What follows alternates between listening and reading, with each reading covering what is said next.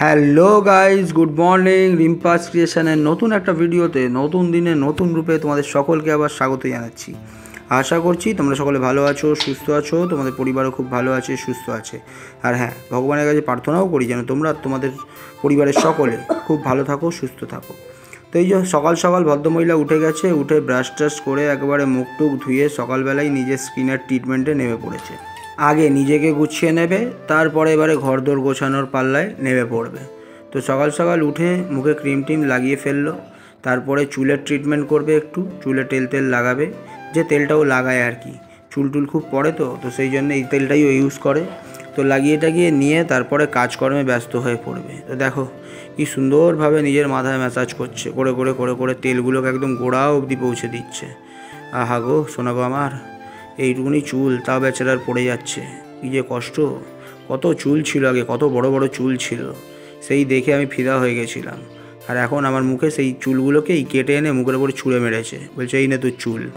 তো যাই হোক, এবারে করে টোরে দিয়ে একটু খাবার দাবার রান্নার দিকে চলে গেছে, কারণ সকালবেলা খাবে তো। মা জাস্ট এমনি সেদ্ধ ডাল করে দিয়ে গেছিলো, তো শনিবার দিন, তো সেই জন্যে ও উঠে টুঠে একটু আবার এটাকে সোমবার দিয়ে দিল। কালকে এত জামা কাপড় কাঁচা হয়েছে, প্লাস রাতেও কাঁচা হয়েছে, এখনো বাকি আছে, কিছুটা কাঁচা হয়েছে। পুরো গড়িয়াহাটে মেলা বসিয়েছে, গড়িয়াহাট বসিয়েছি। দেখো বিছানা চাদরগুলো বাইরে দেয়া হয়েছিল, যেহেতু ক্লিপগুলো এই যে জানলা ঠান্ডাতে সব ক্লিপ দেয়া আছে, ওই জন্য ক্লিপ শেষ, বাইরে হাওয়া দিচ্ছে, ওই জন্য ঘরেতেই মেলা হয়েছে। আজ শুকনো হয়ে গেছে, কিন্তু রোদে দিতে হবে। পুরো গড়িয়াহাট, এই জানলা থেকে ওই জানলা থেকে শুরু করে এই জানলা, এদিক ওদিকে সব কিছুতে। দেখি জামা কাপড়গুলোকে একটু তুলি, কোনটা শুকিয়েছে কোনটা শুকায়নি, রোদে দিই। কালকে এত কাজ করেছি না, পুরো হাত থেকে ব্যথা করছে, ভীষণ ব্যথা করছে। তো এইবারে লেগে পড়েছে যে জামা কাপড়গুলো ধুয়ে দিয়েছিল সেগুলো তো মেলাই রয়েছে, কারণ এখন আবহাওয়াটাও ভালো না, ঠান্ডা কাল, আর বাইরে খুব মেঘলা করে রয়েছে। তো একটু আধটু যেদিকে রোদ পড়ছে ও সেই দিক থেকে নিয়ে গিয়ে সেই জামা কাপড়গুলোকে এবার ওই দিকে মেলছে।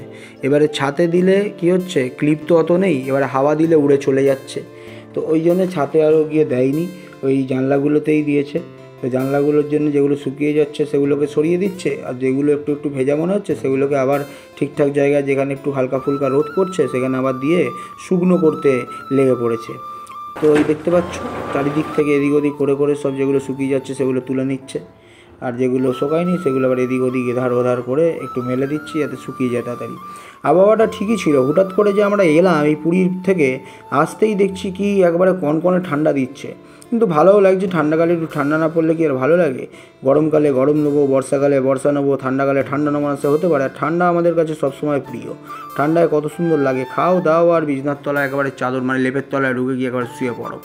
তো ওই জন্যে ঠান্ডা এসছে, খুব ভালো লাগছে। এরকম ঠান্ডা অনেক দিন পাইনি, একটু কনকনে ঠান্ডা করেছে, মানে লেপ থেকে বেরাতেই অসুবিধা হচ্ছে।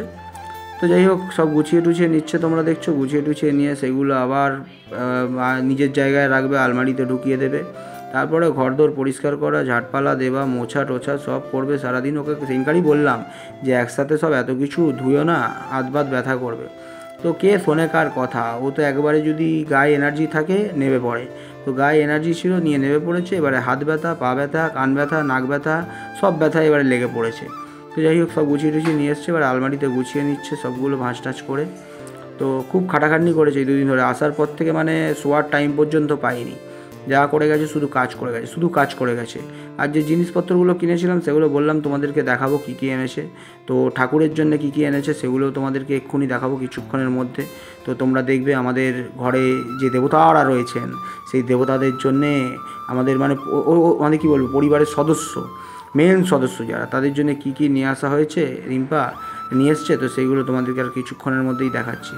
তো সব এদিক ওদিক হয়ে পড়েছিল, সেগুলোকে সব গুছিয়ে নিজের জায়গায় নিজে ঢুকিয়ে দিচ্ছে। ওই বললাম না, পরিষ্কার পরিচ্ছন্ন থাকতে ভালোবাসে আর পরিষ্কার পরিচ্ছন্ন রাখতে ভালোবাসে। সব গোছগাছ করে নিয়ে তারপরে দুপুরবেলায় স্নান মান করে নিয়ে খেয়ে দিয়ে নিয়ে একেবারে ঝটপট করে তারপরে পুজো দিতে চলে যাবে। তারপরে গিয়েই তোমাদেরকে ওখানে দেখাচ্ছে যে কী ও করেছে আর কী ও আমাদের মানে প্রভুদের জন্য নিয়ে এসছে।